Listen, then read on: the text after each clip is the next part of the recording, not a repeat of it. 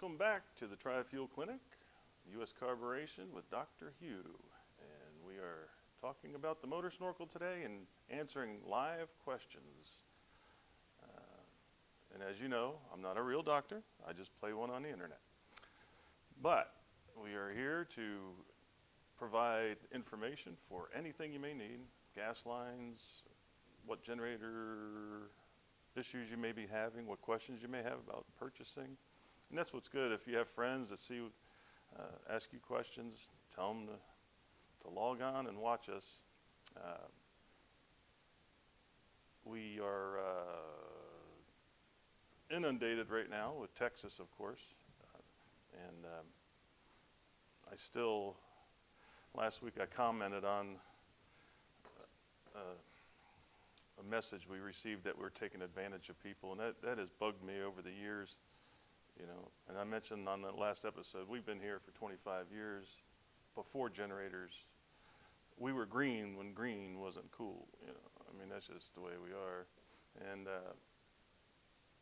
we're going to share a few testimonials this week. We never usually do this because, you know, I feel uncomfortable because it's like, oh, you're just weeding out the ones that we get virtually no negative stuff. It's almost all. If someone takes the time to write us, they're excited because they got their system and had an emergency and it was there for them. So we're a straight up company. We don't blow smoke. We don't take advantage. We don't overprice.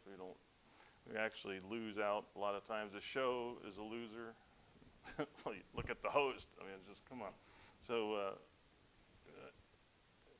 I always kid the people working here, well, the ones that do work. I say, you know, we're like a public service, you know, a non-profit organization. But we're family run, family owned. We invented our own product right here in West Virginia, the motor snorkel. After 100 years of carburation, no one ever patented anything like the motor snorkel. And it is a fabulous product. And I'm not just saying that because it's ours. I'm saying that because it's real. So anyway, I'm going to light the flame of knowledge so you can start thinking about any questions you might have. And of course, as you know, this is a propane sight glass. We have no camera on it today. We could always move it there later, but it's just I spent many years watching propane flow from rail cars into 30,000 gallon propane stationary tanks. Seen a few frogs and lizards and stuff go through there, but anyway, the flame is lit, and I'm gonna wait on the producer to tell me what are we gonna do today.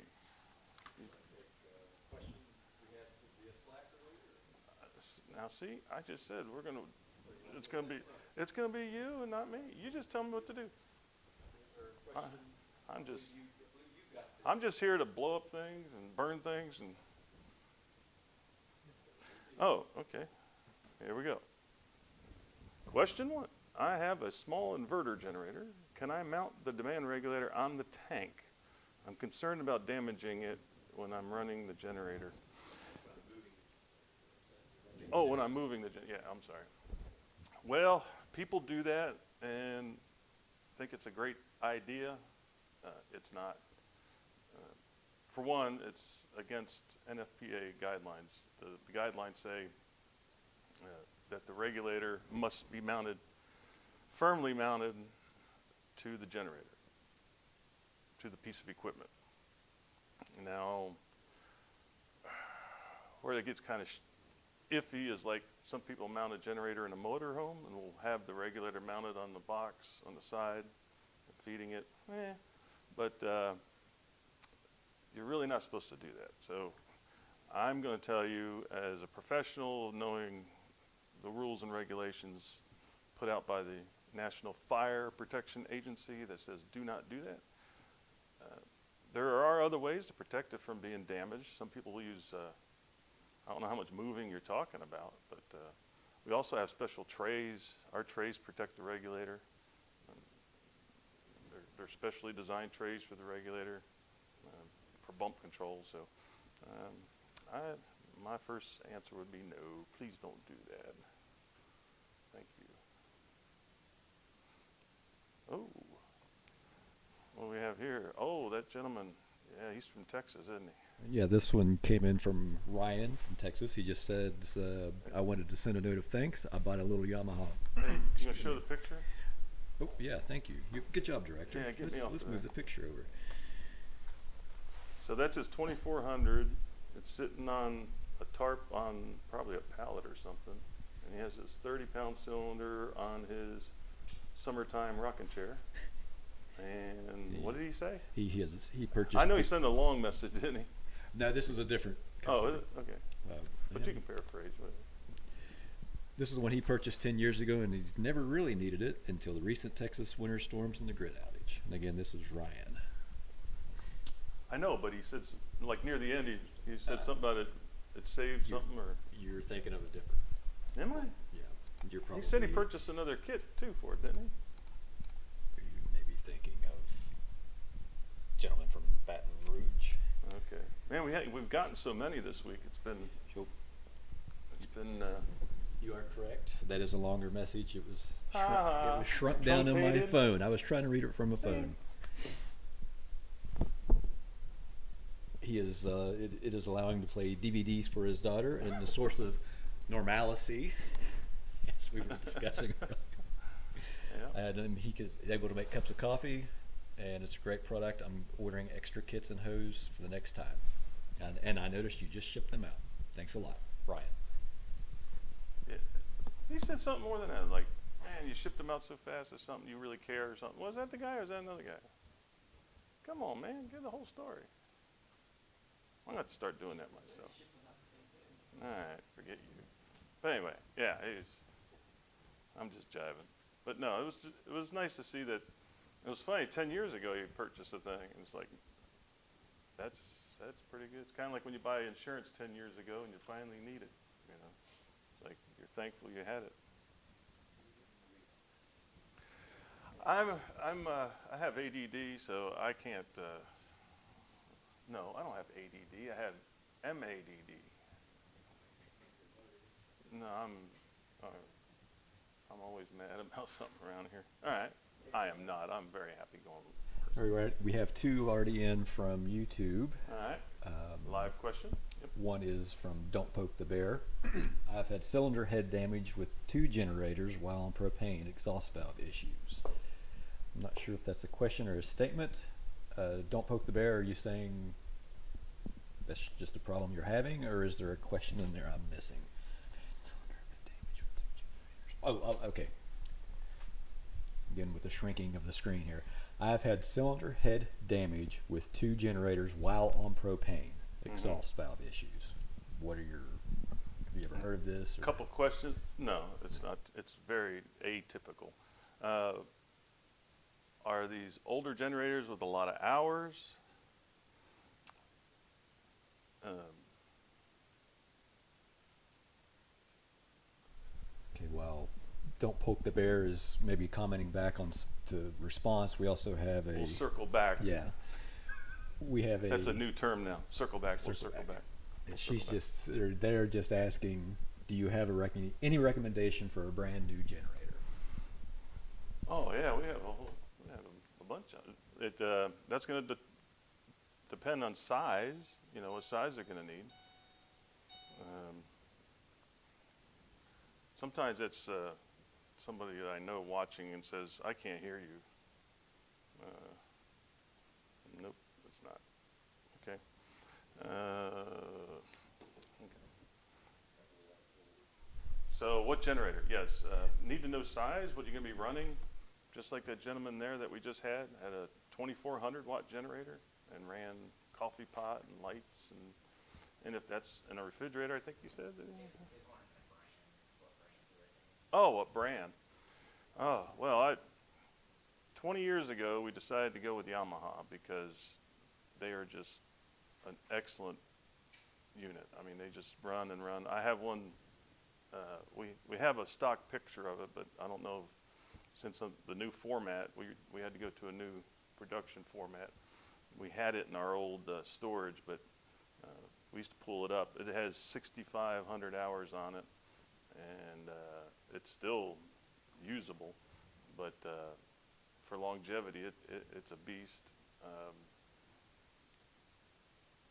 It, I mean, a lot of it has to do with how you're going to use it. Do you want inverter, quiet, you know, but it can come down to several.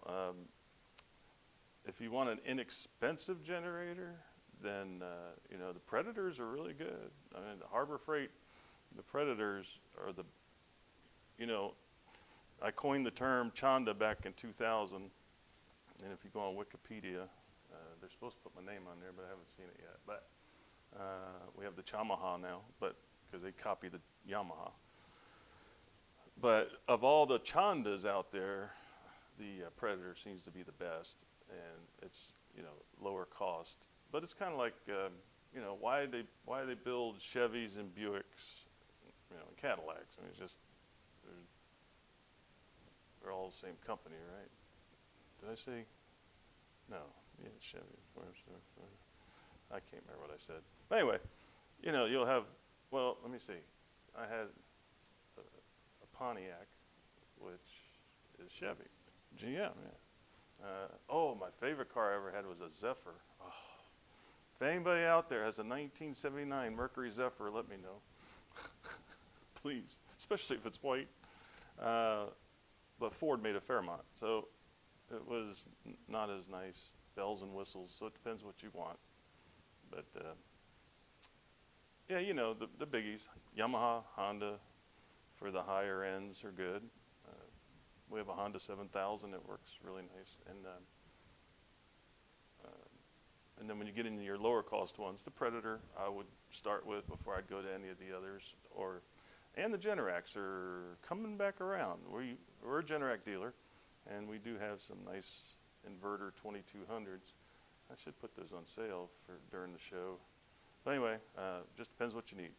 Now, thing to keep in mind too with generators today is a lot of them you can sync up two generators, and that way you can have a 5,000 watt generator at home to run 240. When you sync them up, they do 240, right? No. I bet the Honda 7000 does though. They say you can link those two together. I don't know. We'll have to check into that. But all right, so no 240. I lied.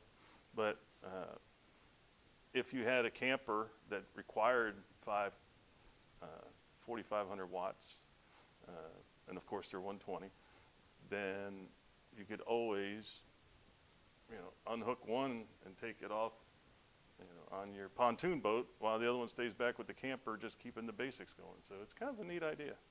So there's all different ways of looking at that. I know that didn't answer your question. Well, maybe it did. Sometimes I raise more questions than I answer, and I'm sorry for that. All right. If you have any more on that, just fire away. Did we ever circle back to Mr. Bear?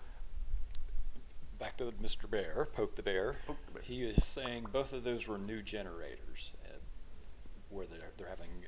Let me scroll back up to his question, all of it. I wonder how many. Exhaust valve issues. Cylinder head damage with two different generators on propane. What brand generators? I wonder. Did he say?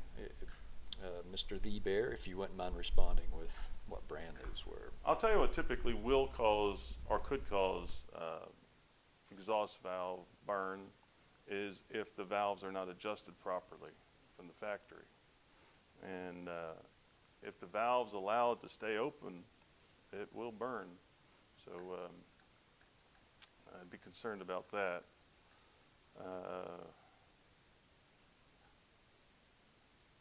Also, exhaust blockage. If they were run on gasoline and the spark arrestor's plugged, it cannot allow it to breathe correctly, so the valve will overheat. So a lot of times it's some mechanical issue that will cause that, not the propane. Propane natural gas doesn't burn up engines. And people, you know, that's part of debunk the junk, but I forgot how many gazillions of natural gas powered generators are out there taking care of hospitals and fire departments and police departments. It's not inherently a fuel that'll burn valves, because you know gasoline will burn valves. but those two are the main issues: valve lash and an issue with the exhaust system. And To, to stay following up here with the Bear, he's saying one was a Briggs and Stratton, the other was a DeWalt yeah, that he had those issues with. Any insight on that? yeah, and they were new, huh? That's interesting. We just don't have that problem. I just for me to hear this, I haven't heard this before, where one customer has it with two generators. That's just, Now we're having a kind of a cross conversation from over on Facebook from Gary, which I believe is a longtime viewer. is that our Gary? He needs to change his name to like Gary Zeno, so we know it's him. And he said he did have a Champion generator with that exact issue. No lash and exhaust valve was partially opened. There you go. Yeah. Way to go, Gary. We And have to then pay him to like back us up over there. And he also adds previously that, let me go back up. He says the Honda 7000K inverter can parallel 2400, the Generac cannot. So kind of what you guys had said. The 7000 can parallel? I heard the 7000 can parallel. I just never. By the way, we now have a remote control for the 7000, wired or wireless, which is pretty cool. They're not out there. Just finished the testing on. Well, actually, we got one last step on the wireless one, but we have finished the testing on the wired, and it can be wired for. Oh man, how far is it going to be?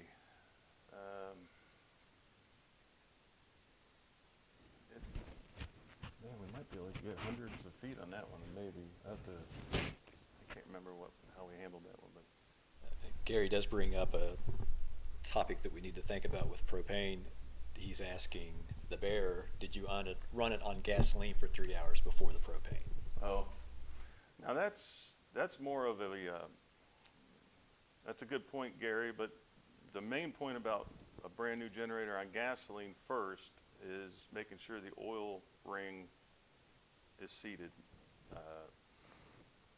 For years, they would not seat from the factory, and it took running them for a period of time before they would fully seat, being scrubbed by the gasoline. Propane is too clean, it will not scrub the walls. And it's funny, every time I look out the window, you look. So you need to quit doing that. You need to pay attention to your job. I'm allowed to look wherever I want. But, no, I'm just kidding. But I thought maybe by now they had solved that, but we had a customer that refused because he got some junk on the internet that said, oh, yeah, U.S. Corporation's telling you you have to run a generator 2 hours on gasoline. That's bogus. You're just trying to do, and I don't know why you would want to lie about that. I was like, that's stupid. I mean, two issues. One, does the machine work out of the box? What if you get one that isn't working on gasoline? You take it back and get another one. Oh, now it's working on gasoline. So now you've proven it runs on gasoline. But it also scrubs the walls so that the oil ring, which is the lowest ring, will seat. And we had a customer that refused to do it because he's so-called experts on, and you know my motto, the world is full of experts. The trick is find the one that knows what he's talking about. And so he didn't do it. And he asked us, oh, it uses a quart of oil every 100 hours, I think it was, 50 to 100 hours. And we asked him, oh, did you run it on gasoline first? No, I heard you didn't have to do that, so I'm sorry. He goes, now what do I do? I said, oh, now that's a tricky question. Because there are tricks I knew back in the days when I did automobiles, but I've never done it. It has to do with borax. So if you want to do the research, borax. It was interesting. Always reminds me of days we poured Pepsi bottles full of water down a carburetor of a gasoline engine to get the carbon out. But in this case, apparently, if you did it right, it would scrub the walls enough to seat the ring. Anyway.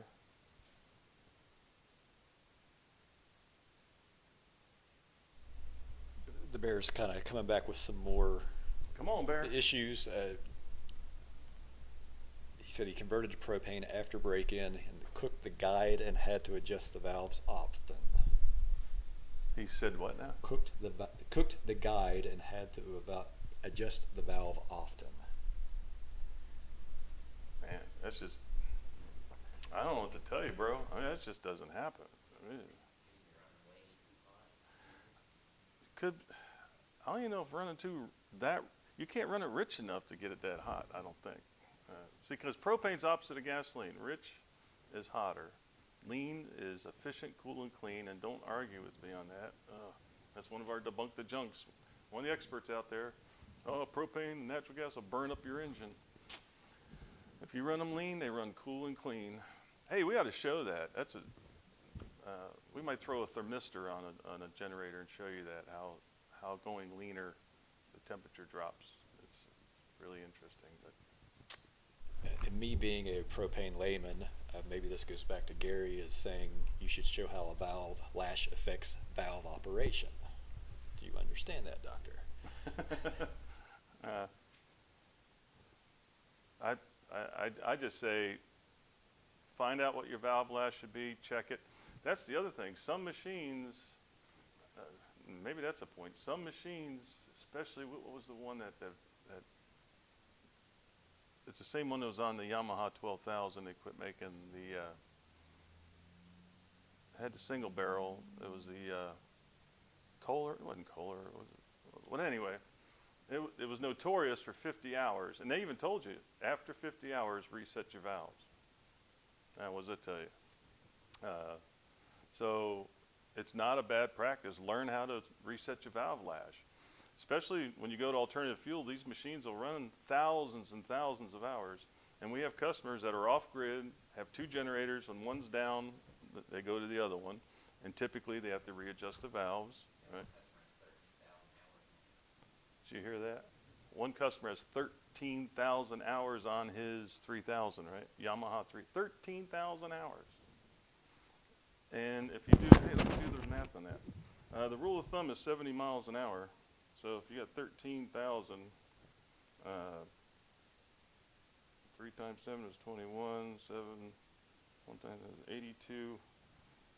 And how many zeros you add after that? I forgot when you do it by the cheating method.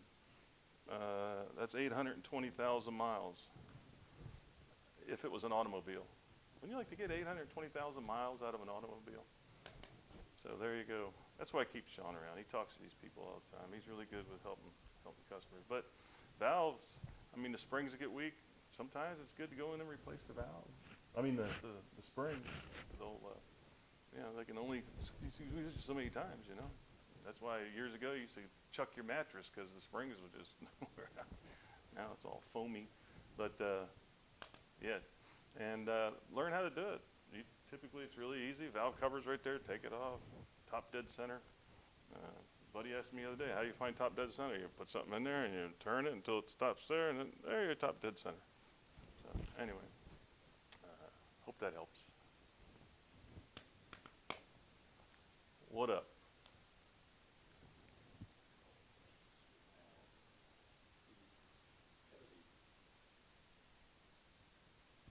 We need to figure out a way to link. We need a tech side. We need to figure out a link between the Facebook chats and the YouTube chats. So because Gary's answering their questions, but Poke the Bear isn't seeing him because he's answering them over there. Oh, okay. So maybe we'll figure out a way to get everybody to see the same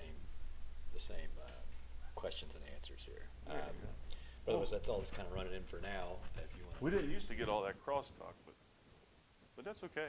It's good. I got some crosstalk. Did you have another testimonial, I thought? Where is that one? This one from C. Long down in Baton Rouge. Let me pull that up. He says, I purchased a motor snorkel and 30 feet of 3/4 inch natural gas hose several years ago. After a major hurricane left my neighborhood without power for nearly a month. Loud vehicles.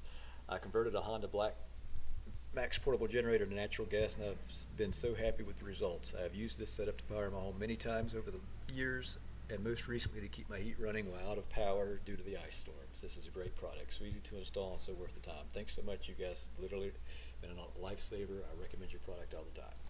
Oh, man, we appreciate that. Long. So, yeah, thank you for being our customer. Yeah, like I said, we usually hear hardly anything negative. It's almost all positive. What's up? I see you. Gary's hopped over to YouTube and is chatting over there. So Gary went to YouTube. Go, Gary. Then what am I here for? Have the Gary show. He's probably better than I am. I'm no actor. I just play one on TV. Wait a minute, that doesn't make sense. While we're waiting for another question or two, maybe, I wanted to show you one of my favorite things on planet Earth, other than my family. If you want to show it on the other camera. This is a Bernoulli car. It's from the 50s and 60s. It has a little bulb, and it winds up, as we know wind-up cars do. And when you flip this, stream of air. Hey, that was the audience going, hey, that's cool. That's all right. You like that, huh? Pretty cool. You've never seen that before. I'm going to show you something really neat. Watch this. This has to do with the laws of physics, of course.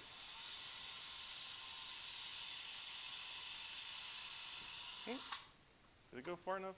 It went far enough to be observed. I just love that. I'm going to do that one more time, just because I like to. Sometimes I can get way over there. Look at that. Outer space. All right, now, the really fun part. We're going to add another layer of physics to this thing. Because there's a lot of physics in toys. Well, it used to be. Now it's all digital. You ready?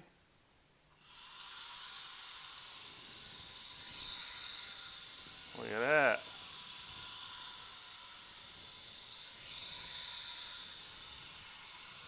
Well, that one went a long time.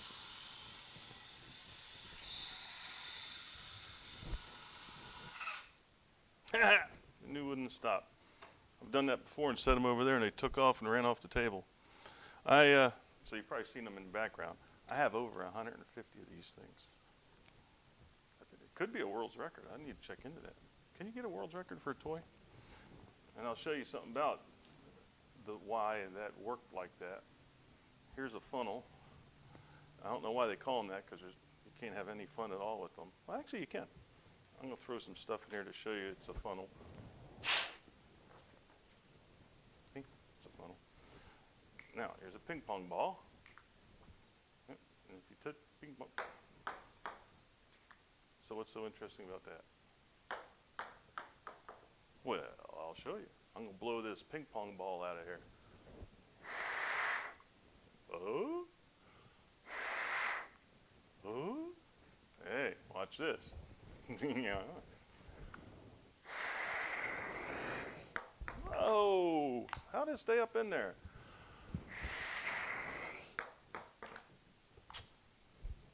I want you to worry about that for a while. It's good for you. Isn't that neat? Physics, it's just so cool. How can that ball stay in there? All right, you have nothing? He got nothing.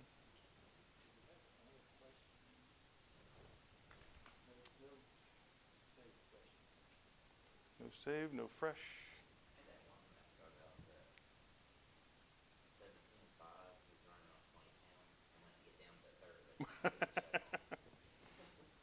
Yeah, he had a gentleman call and say he had a 17,500 watt generator running on a 20-pound cylinder.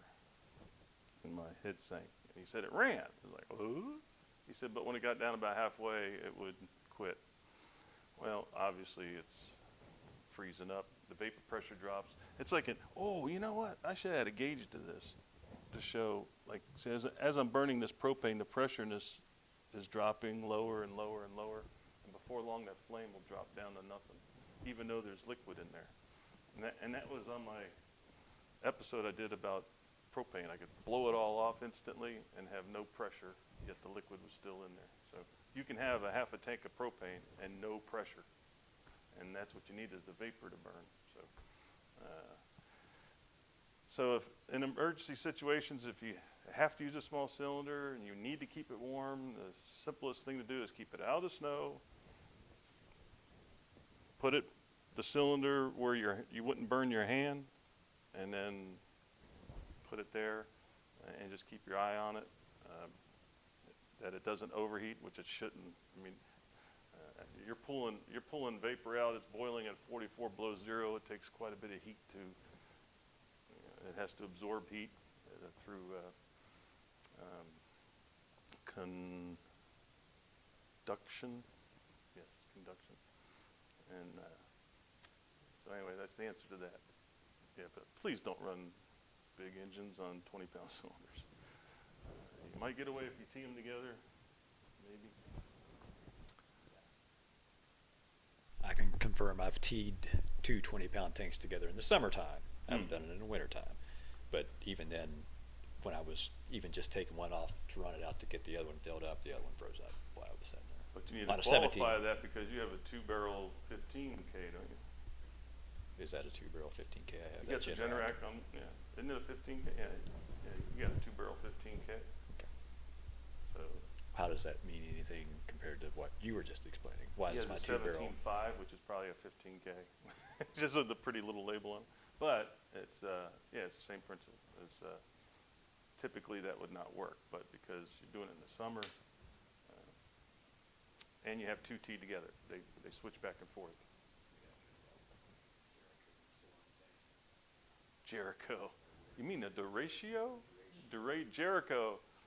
We got these storms in West Virginia called Jerichos. We have to go marching around, and the trees fall down, and then we blow down. All right. Well, I guess you're done with me. Maybe nobody's got a question. We put stuffers in our kits we send out, but we also try to put a lot of information in the kit so that they get educated, and maybe our questions are dropping because the snorkel is so simple. I mean, it's just so easy to put on that most of the questions used to be, oh, I can't get the adapter to fit in because of the frame. Should I cut it? Like, yeah, you have to cut it, but not with the snorkel. All right, so I guess I'll work my way out. Well, thank you for your questions, and hope the bear's happy. Gary took care of the bear. That's all right. If you have any more questions after the show, email us. We'll have them on next week's show. If your questions, and that'd be at info@uscarb.com. If anybody out there wants to be a dealer or knows someone in your area, if you take your machine to someone to get work done, say, hey, did you know that you can be a dealer for US Carburation and provide kits to people? We had one guy in North Georgia did that, and did a mailer to his previous customers, and he ended up like installing 200 or 300 kits. I forgot where that was in Georgia, but it was just, people didn't know it. They're like, hey, I didn't know you could do that with a portable generator. And I hope to have an episode soon showing you how you can take any electric start portable generator and make it into a standby. So anyway, so like I said, you can submit your questions. I didn't have a trivia question this week. I'll try to have one next week. And appreciate you joining us today. We'll see you next Tuesday, if all goes well. If not, on Thursday. Until then, we are killing the flame of knowledge, and whatever you do,